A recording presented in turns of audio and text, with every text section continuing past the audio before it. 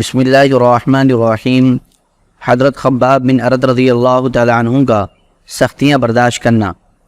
حضرت شعبی کہتے ہیں کہ ایک دن حضرت خباب بن ارت رضی اللہ تعالی عنہ حضرت عمر بن خطاب رضی اللہ تعالی عنہ کے پاس تشریف لے گئے۔ حضرت عمر نے ان کو اپنی خاص مسند پر بٹھا کر فرمایا، ایک آدمی کے علاوہ روئے زمین کا کوئی آدمی اس مسند پر بیٹھنے کا تم سے زیادہ حقدار نہیں۔ حضرت خباب نے ان سے پوچھا، اے امیر المؤمنین وہ آدمی کون ہے؟ حضرت عمر نے فرمایا وہ حضرت بلال ہیں۔ حضرت خباب نے کہا، نہیں، وہ مجھ سے زیادہ حقدار نہیں ہیں، کیونکہ انہوں نے مجھ سے زیادہ تکلیفیں نہیں اٹھائی ہیں، کیونکہ مشرکوں میں حضرت بلال رضی اللہ تعالیٰ عنہ کے تعلق والے ایسے لوگ تھے جن کی وجہ سے اللہ تعالیٰ ان کو بچا لیتے تھے۔ میرا تو ان میں کوئی بھی ایسا نہیں تھا جس کی وجہ سے اللہ تعالیٰ مجھے بچاتے۔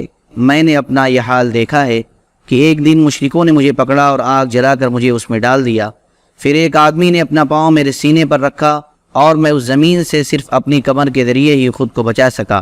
راوی کہتے ہیں کہ پھر حضرت خباب رضی اللہ تعالیٰ عنہ نے اپنی کمر کھول کر دکھائی جس پر برس کے داغ جیسے نشان پڑے ہوئے تھے۔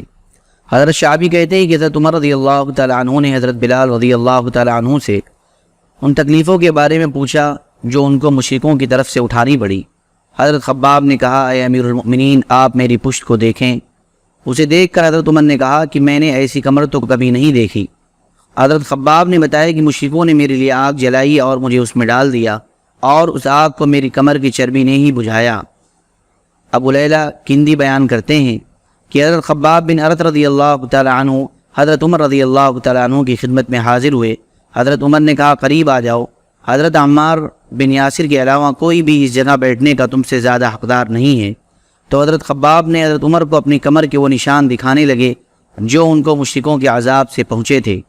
حضرت خباب رضی اللہ تعالیٰ عنہ فرماتے ہیں کہ میں ایک لوہار آدمی تھا اور عاص بن وائل کے ذمے میرا کچھ قرضہ تھا۔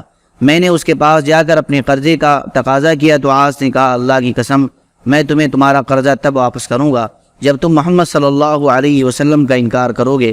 میں نے کہا، نہیں، اللہ کی قسم اگر تم مر کر دوبارہ زندہ بھی ہو جاؤ تو بھی محمد کا انکار نہیں کروں گا۔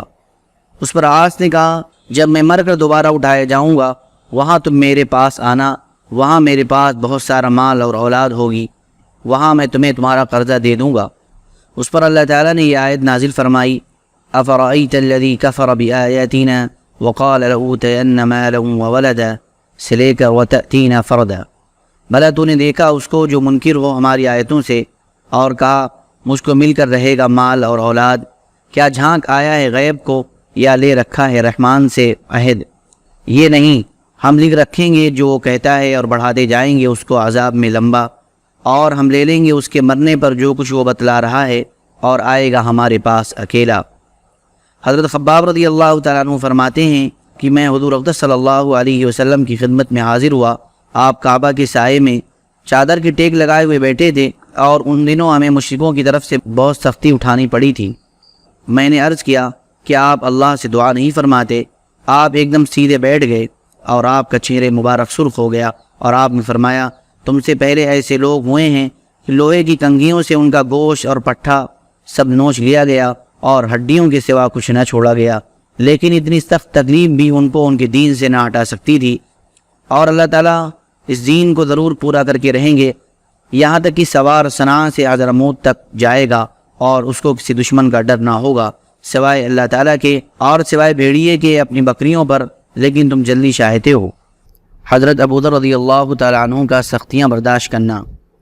حضرت ابن عباس رضی اللہ تعالیٰ عنہ فرماتے ہیں کہ جب حضرت ابو ذر کو حضور اقدس صلی اللہ علیہ وسلم کی بعثت کی خبر ہوئی تو انہوں نے اپنے بھائی سے کہا، تم اس وادی یعنی مکہ کو جاؤ اور جو آدمی یہ کہتا ہے کہ وہ نبی ہیں اور اس کے پاس آسمان سے خبر آتی ہے اس کے حالات معلوم کرو، اس کی باتیں سنو اور پھر مجھے آ کر بتاؤ۔ چنانچہ ان کے بھائی مکہ حضور اقدس صلی اللہ علیہ وسلم کی خدمت میں گئے، آپ کی باتیں سنی، پھر حضرت ابو ذر کو واپس آ کر بتایا کہ میں نے انہیں دیکھا کہ وہ عمدہ اخلاق اختیار کرنے کا حکم دے رہے تھے اور انہوں نے ایسا کلام سنایا جو شعر نہیں تھا۔ حضرت ابو ذر نے کہا، تمہاری باتوں سے میری تسلی نہیں ہوئی، جو میں معلوم کرنا چاہتا تھا وہ مجھے معلوم نہ ہو سکا۔ چنانچہ انہوں نے زاد سفر لیا اور پانی کا مشکیزہ بھی سواری پر رکھا اور چل پڑے، یہاں تک کہ مکہ پہنچ گئے اور مسجد حرام میں آ کر حضور اقدس صلی اللہ علیہ وسلم کو تلاش کرنے لگے۔ یہ حضور اقدس صلی اللہ علیہ وسلم کو پہچانتے نہیں تھے اور لوگوں سے حضور اقدس صلی اللہ علیہ وسلم کے بارے میں پوچھنا انہوں نے حالات کی وجہ سے مناسب نہ سمجھا۔ یہاں تک کہ رات آ گئی تو یہ وہیں لیٹ گئے، تو ان کو حضرت علی نے دیکھا اور وہ سمجھ گئے کہ یہ پردیسی مسافر ہیں۔ حضرت ابوذر حضرت علی کو دیکھ کر ان کے پیچھے ہو رہی ہے۔ حضرت علی نے ان کی میزبانی کی، لیکن دونوں میں سے کسی نے دوسرے سے کچھ نہ پوچھا اور یوں ہی صبح ہو گئی۔ وہ اپنا مشکیزہ اور زاد سفر لے کر پھر مسجد حرام آ گئے اور سارا دن وہاں ہی رہے۔ حضور اقدس صلی اللہ علیہ وسلم نے ان کو نہ دیکھا یہاں تک کہ شام ہو گئی، یہ اپنے لیٹنے کی جگہ واپس آئے۔ حضرت علی کا ان کے پاس سے گزر ہوا، انہوں نے کہا کیا اس آدمی کے لیے اس بات کا وقت نہیں آیا کہ اپنا ٹھکانہ جان لے؟ حضرت علی نے ان کو اٹھایا اور ان کو اپنے ساتھ لے گئے، لیکن دونوں میں سے کسی نے بھی دوسرے سے کچھ نہ پوچھا یہاں تک کہ تیسرا دن ہو گیا۔ اور پھر حضرت علی نے پہلے دن کی طرح کیا اور یہ ان کے ساتھ چلے گئے۔ پھر حضرت علی نے ان سے کہا کیا تم مجھے بتاتے نہیں ہو کہ تم یہاں کس لیے آئے ہو؟ حضرت ابوذر نے کہا کہ میں اس شرط پر بتاؤں گا کہ تم مجھے عہد و پیمان دو کہ تم مجھے ٹھیک ٹھیک بتاؤ گے۔ حضرت علی نے وعدہ فرمایا، تو حضرت ابوذر نے ان کو اپنے آنے کا مقصد بتایا۔ حضرت علی نے کہا کہ یہ بات حق ہے اور وہ اللہ کے رسول ہیں، جب صبح ہو تو تم میرے پیچھے چلنا، اگر میں ایسی کوئی چیز دیکھوں گا جس سے مجھے تمہارے بارے میں خطرہ ہوگا تو میں پیشاب کرنے کے بہانے رک جاؤں گا، تم چلتے رہنا، اگر میں چلتا رہا تو تم میرے پیچھے چلتے رہنا اور جس گھر میں داخل ہوں اس میں تم بھی داخل ہو جانا۔ چنانچہ ایسا ہی ہوا۔ یہ حضرت علی کے پیچھے چلتے رہے یہاں تک کہ حضرت علی حضور اقدس صلی اللہ علیہ وسلم کی خدمت میں حاضر ہو گئے اور یہ بھی ان کے ساتھ حاضر خدمت ہوئے۔ انہوں نے حضور اقدس صلی اللہ علیہ وسلم کی بات سنی اور اسی جگہ مسلمان ہوئے۔ حضور صلی اللہ علیہ وسلم نے ان سے فرمایا اپنی قوم کے پاس واپس چلے جاؤ اور انہیں ساری بات بتاؤ اور تم وہاں ہی رہو یہاں تک کہ میں تمہیں حکم بھیجوں۔ حضرت ابوذر نے کہا کہ اس ذات کی قسم جس کے قبضے میں میری جان ہے، میں اس کلمہ توحید کا کافروں کے بیچ میں پورے زور سے اعلان کروں گا۔ چنانچہ وہاں سے چل کر مسجد حرام آئے اور بلند آواز سے پکار کر کہا اشہد ان لا الہ الا اللہ واشہد ان محمد رسول اللہ۔ یہ سن کر مشرکین کھڑے ہوئے اور ان کو اتنا مارا کہ ان کو لٹا دیا۔ اتنے میں حضرت عباس آ گئے اور ان کو بچانے کے لیے ان پر لیٹ گئے اور انہوں نے کہا تمہارا ناس ہو، کیا تمہیں معلوم نہیں کہ یہ قبیلے غفار کا آدمی ہے اور ملک شام کا تمہارا تجارتی راستہ اسی قبیلے کے پاس سے گزرتا ہے؟ اور حضرت عباس نے ان کو کافروں سے چھڑایا۔ اگلے دن حضرت ابوذر نے پھر ویسے ہی کیا، چنانچہ پھر کافروں نے ان پر حملہ کیا اور ان کو مارا اور پھر حضرت عباس بچانے کے لیے ان پر لیٹ گئے۔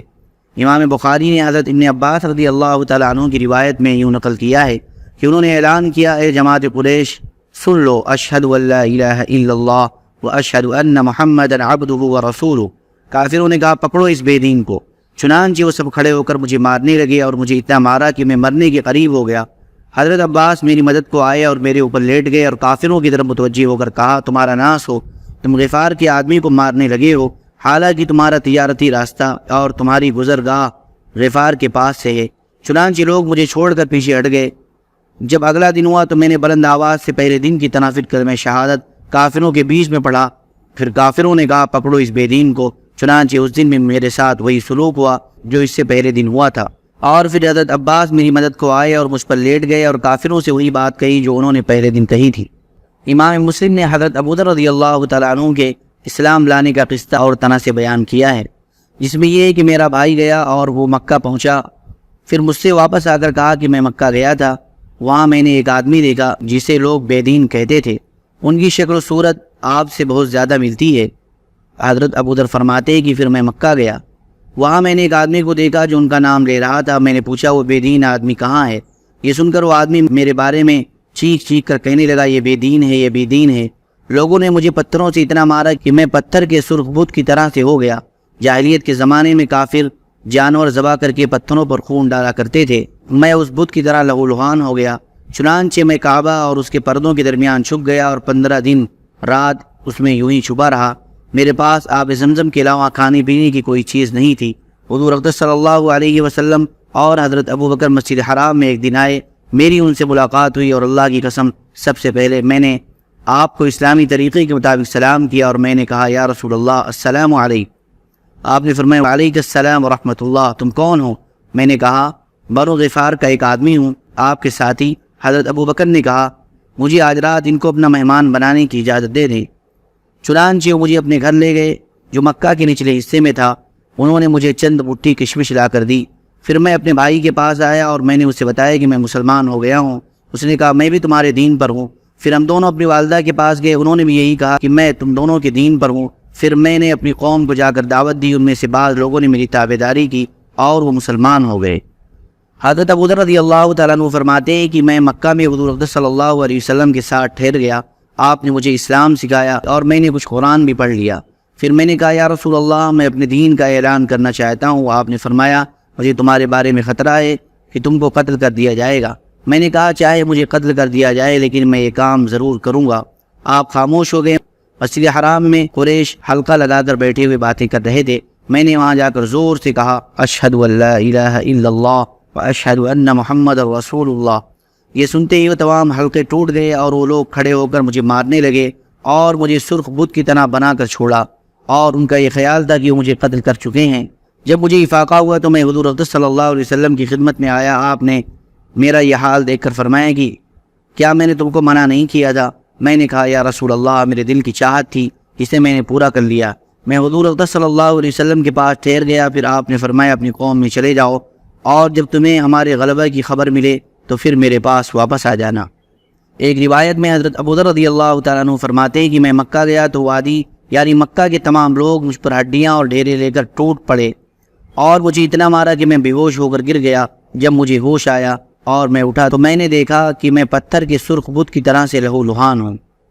اللہم صلی علی سیدنا وحبیبنا ومحبوبنا ومولانا محمد وبارک وسلم۔